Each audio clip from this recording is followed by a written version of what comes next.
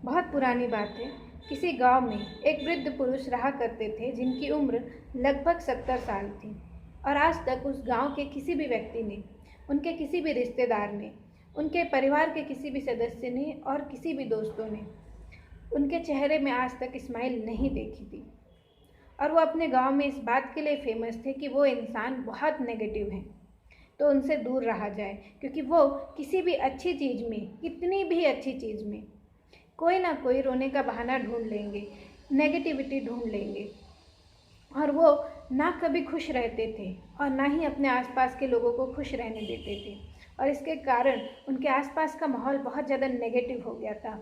ना वो खुद खुशियों को सेलिब्रेट करते थे और ना ही दूसरे को करने देते थे।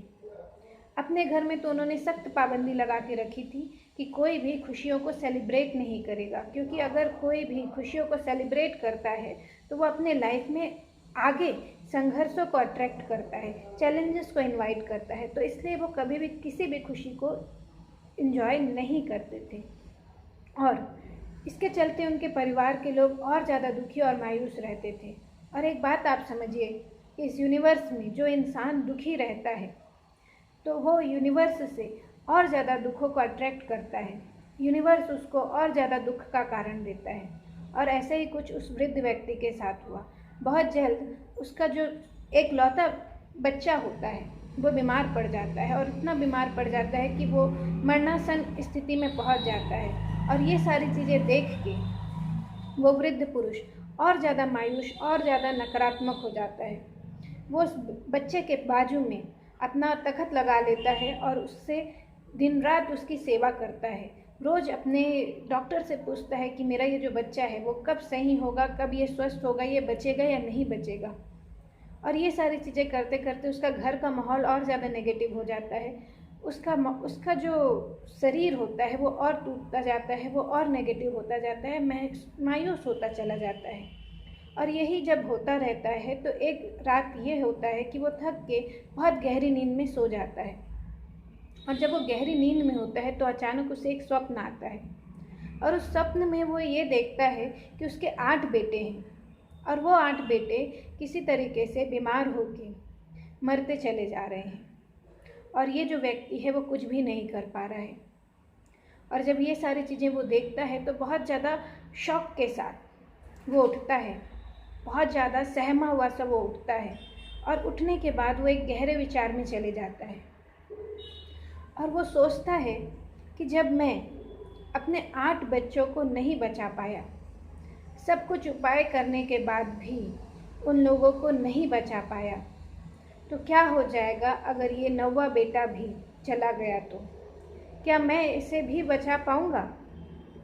तो उसके अंदर से जवाब आता है कि नहीं, मैं इसे नहीं बचा पाऊँगा, क्योंकि परिस्थितियाँ मेरे हाथ में नहीं हैं, नियति मेरे हाथ में नहीं है।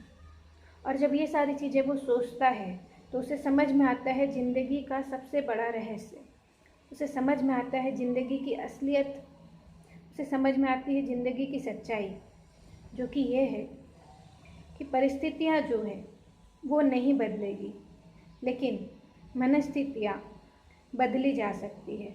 आपके माइंडसेट को आप हमेशा बदल सकते हैं, वो आपके हाथ में है।